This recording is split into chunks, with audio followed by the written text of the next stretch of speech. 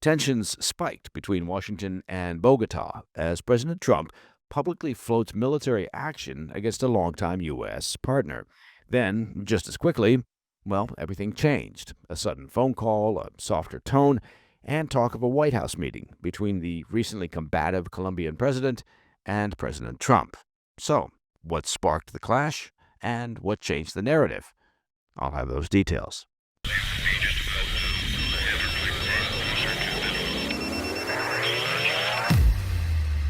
In the aftermath of Nicolas Maduro's fall in Venezuela, shockwaves are still rippling across the region. And this week, those aftershocks briefly put Colombia in the crosshairs.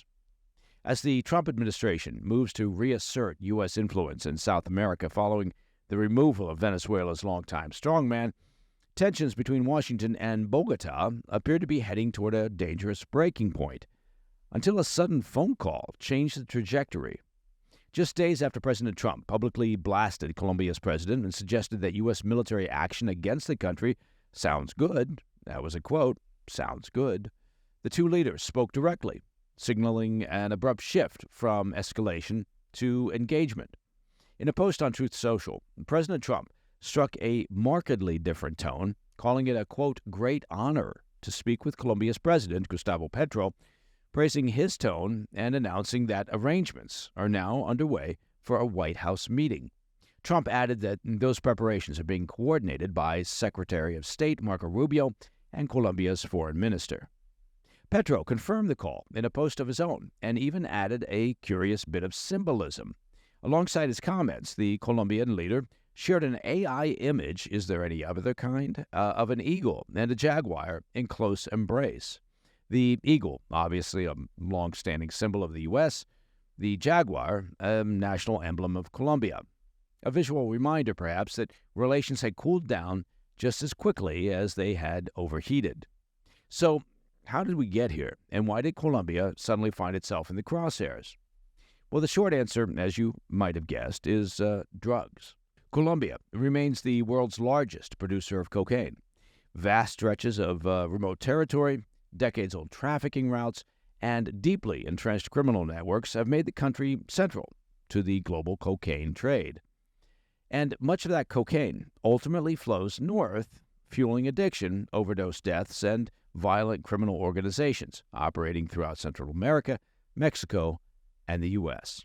From the Trump administration's perspective, that reality carries national security implications. In recent weeks, the White House has increasingly framed drug trafficking not just as a criminal problem, but as a strategic threat, one tied to instability, corruption, and what the president has labeled narco-terrorism. But here's the other side of the equation. Colombia has also been one of America's closest and most reliable counter-narcotics partners for decades. Since the early 2000s, the U.S. has invested billions of dollars in Colombian security forces through what's called Plan Colombia. That's a sweeping effort aimed at dismantling cartels, reducing coca cultivation, and strengthening state control over lawless regions. That cooperation paid real dividends. Colombian forces, working hand in glove with U.S. intelligence, helped dismantle major drug cartels, cripple insurgent groups like the FARC, and professionalize one of the most capable security forces in Latin America. Colombia became, by any reasonable measure, a frontline partner in America's long-running drug war, which is why President Trump's rhetoric landed with such force in Bogota. Petro himself represents a break from the past. He's a former guerrilla who campaigned on reshaping Colombia's approach to drugs. He's argued that decades of eradication efforts failed to solve the underlying problem. Under his administration, aerial coca eradication has been scaled back, with a greater emphasis placed on rural development and negotiated solutions.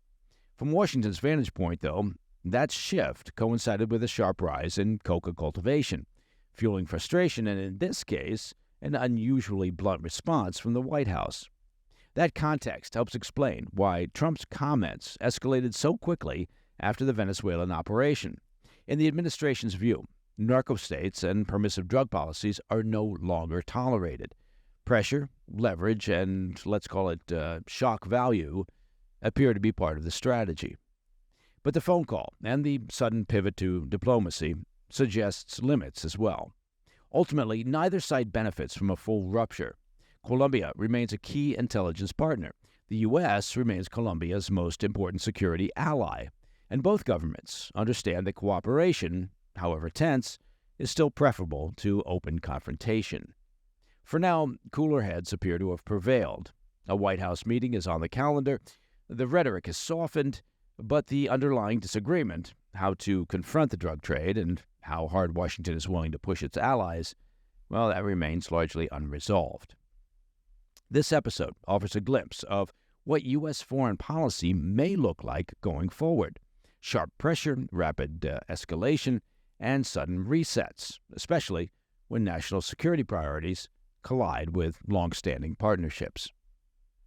All right, coming up next, Russia predictably rejects the latest Ukraine peace proposal. Who couldn't have seen that coming? It's almost like Putin isn't interested in peace. As Tehran signals panic with a nationwide internet blackout amid expanding protests. I'll be right back. Hey, Mike Baker here. Now, let me take a moment of your time to talk about the new year and financial goals.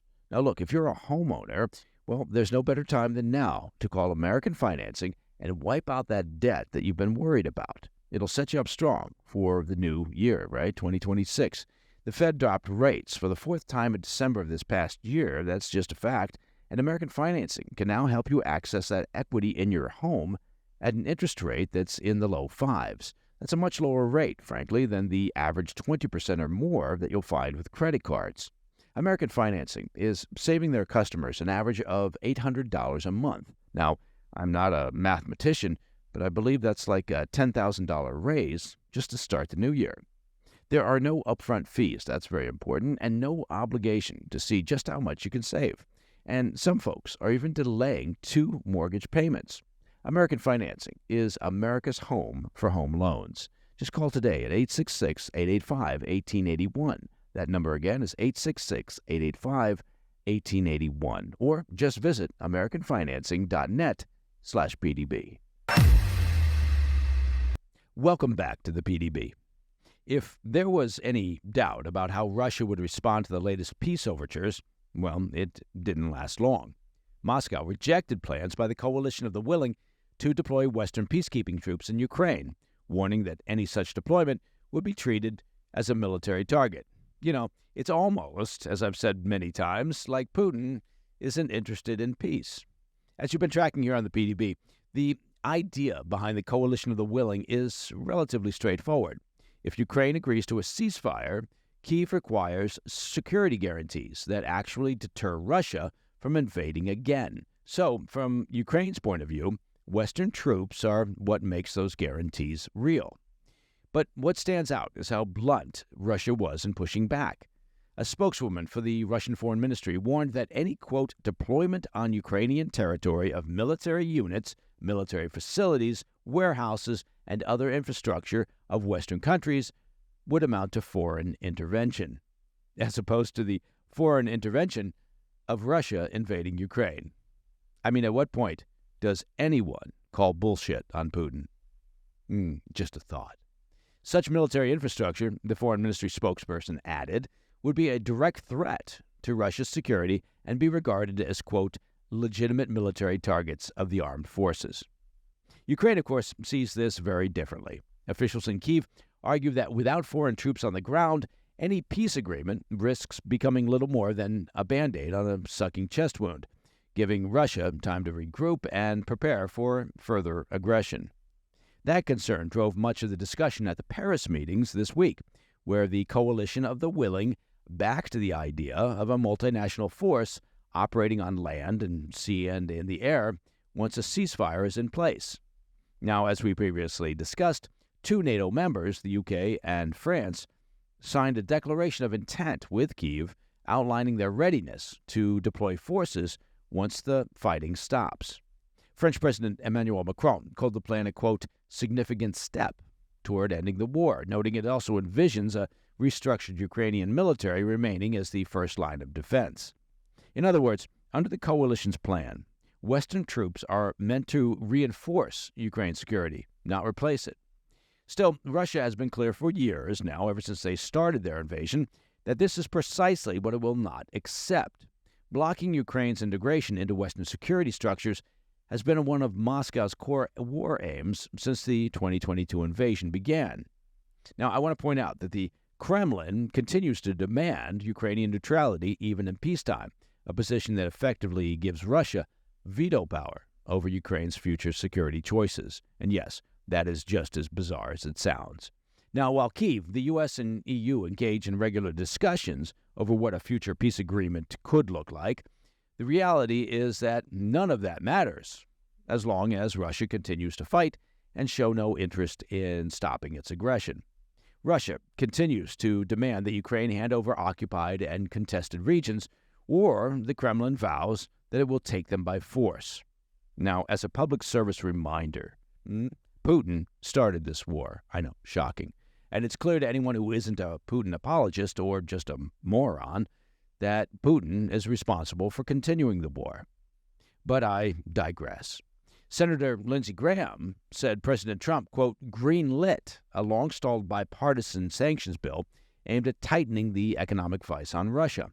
The legislation would authorize tariffs of up to 500%, that's a lot of tariffs, on countries that knowingly purchase Russian oil or uranium and ban U.S. energy exports to Russia altogether. The point being, the White House may be starting to accept the reality that Russia is the problem here. All right, shifting to the Middle East. As protests across Iran stretched into their 12th day, the regime has reached for one of its most familiar repressive tactics, cutting internet access and plunging the country into a nationwide digital blackout. Late Thursday night, internet access and telephone lines in Tehran and large parts of the country abruptly dropped out. I'm sure that was just a coincidence. That's according to monitoring groups and on-the-ground reporting by CBS News and the Associated Press.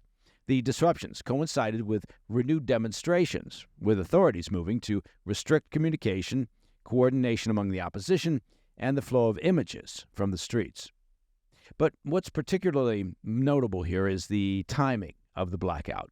The outages began just after Iranians began chanting from windows and rooftops across the capital of Tehran and other major cities, following a call by exiled Iranian Crown Prince Reza Pahlavi for people to make their voices heard at 8 p.m. local time on both Thursday and Friday. The call to action from the son of the former U.S.-backed Shah was a deliberate way of responding to the Islamic regime's increasingly brutal crackdown, as balcony and window protests require little organization, making them harder to prevent, even as digital access is shut down. Analysts speaking to CBS News say the scale of the public response to that call could prove decisive. Either the protests lose momentum, as previous waves of unrest have over the years, or they evolve into something more sustained and dangerous for the regime, potentially triggering an even wider crackdown. One source in Tehran described what they called huge crowds in multiple neighborhoods, telling CBS that demonstrators were openly pro-Pahlavi, framing the moment as monarchists responding to Reza, and adding that, quote, pro-Pahlavi crowds are prevailing, undeniably. That detail is significant, but it requires careful context. As the Associated Press notes, the protest movement as a whole still lacks a centralized leadership structure. While Pahlavi's appeal clearly resonated with some demonstrators, the unrest remains decentralized, driven by overlapping political and social and economic grievances, rather than a single figure or platform.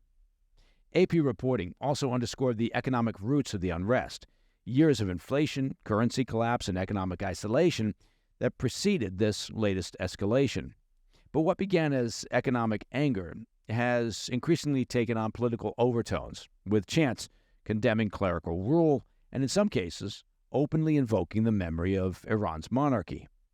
With all that in mind, the move to cut the internet suggests a deep concern among the ruling mullahs and the Iranian Revolutionary Guard Corps that this round of protests may represent a more serious challenge to their power than past uprisings. I want to stress that Iran has repeatedly used digital blackouts during moments when the regime fears it's losing control of the narrative or losing control on the ground. While shutting down connectivity can slow protest coordination, it also limits the state's ability to project calm or stability. It's a blunt instrument, used when other methods have failed. The move also comes as casualties and arrests mount. The rights groups, cited by both CBS and AP, report at least several dozen people killed, including minors, and more than 2,000 detained nationwide. Security forces have used live ammunition in some locations, and arrests have also expanded to include journalists and students and relatives of demonstrators, another escalatory tactic that suggests the regime fears it's rapidly losing control.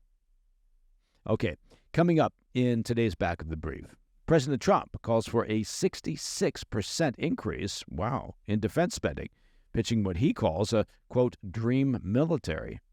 We'll have those details. Hey, Bike Baker here. Now, I have been known in my time to enjoy an ice cold gin martini or two on a somewhat regular basis.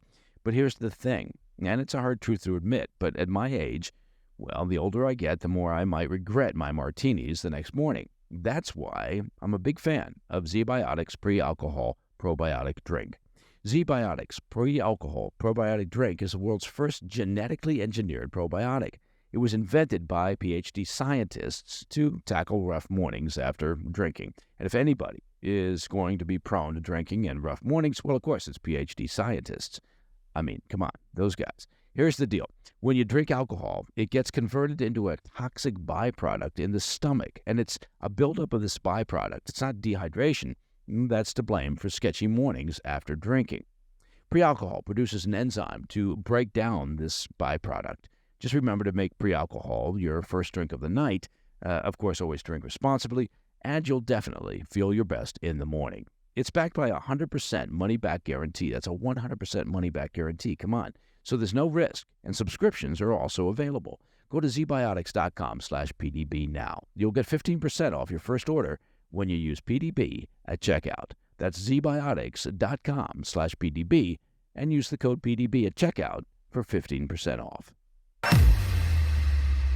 In today's Back of the Brief, President Trump is asking Congress for a massive expansion of American military spending, while signaling a reset in how defense contractors might profit from national security.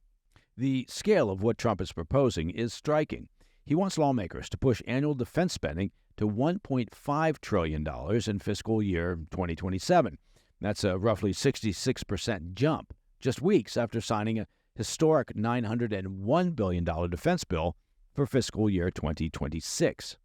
That package was further reinforced with another $150 billion spread over 5 years through the One Big Beautiful Bill Act. The argument Trump is making here is straightforward. Even after years of record spending, the threat environment hasn't eased, and the current budget still doesn't match the needs of the moment. Trump put it bluntly on Truth Social, writing, quote, "After long and difficult negotiations with senators and congressmen, secretaries, and other political representatives, I have determined that for the good of our country, our military budget for the year 2027 should not be $1 trillion, but rather $1.5 trillion. When he explains why that level of spending is not only necessary but achievable, Trump keeps coming back to tariffs, and that's worth paying attention to. In his view, the tariff revenue has changed the math, allowing the U.S. to strengthen its military without falling back on unchecked borrowing.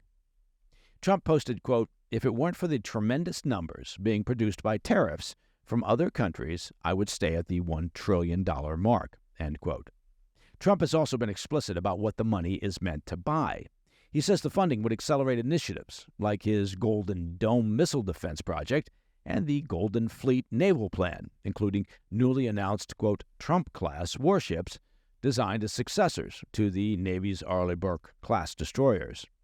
The proposal received a warm welcome on Capitol Hill by defense hawks in the House and Senate, even as it's likely to reopen debates after last year's $2 trillion increase in the national debt. But what makes this moment different is that Trump isn't treating higher spending as a blank check. Almost immediately, he pivoted. Trump paired his push for record defense spending with an unusually aggressive warning, aimed not at Congress, but at the defense industry. More money is coming, but business as usual, perhaps, is not. Across several posts, Trump accused major arms manufacturers of prioritizing dividends and stock buybacks and executive compensation over production capacity and delivery speed. He called on defense firms to halt shareholder payouts, reinvest in factories and equipment, and cap executive pay at $5 million. He wrote, quote, "Defense contractors are currently issuing massive dividends to their shareholders and massive stock buybacks at the expense and detriment of investing in plants and equipment. This situation will no longer be allowed," end quote. At first, Trump kept that criticism quite broad, but later singled out the company Raytheon, accusing the defense giant of being the slowest to scale production and the most aggressive in rewarding shareholders. He pointed to CEO Christopher Kallio, who earned more than $21 million in 2024 alone, as emblematic of incentives out of sync with wartime demands. Trump warned that buybacks and executive pay could cost Raytheon future government business if left unchanged. And that, my friends, is the President's Daily Brief for Friday, the 9th of January. Now, if you have any questions or comments, please reach out to me at pdb@thefirsttv.com. And if you get the chance, please check out our YouTube channel. You'll find that on YouTube, oddly enough. Just search for @President's Daily Brief. I'm Mike Baker, and I'll be back later today with the PDB Afternoon Bulletin. Until then, stay informed, stay safe, stay cool. Hey, thanks for tuning in. If you enjoyed this video, don't forget to hit that like button and leave a comment, a really positive, nice, and kind comment. That would be appreciated. And if you're not already subscribed to our channel, make sure to subscribe and turn on notifications so you don't miss any of our daily updates.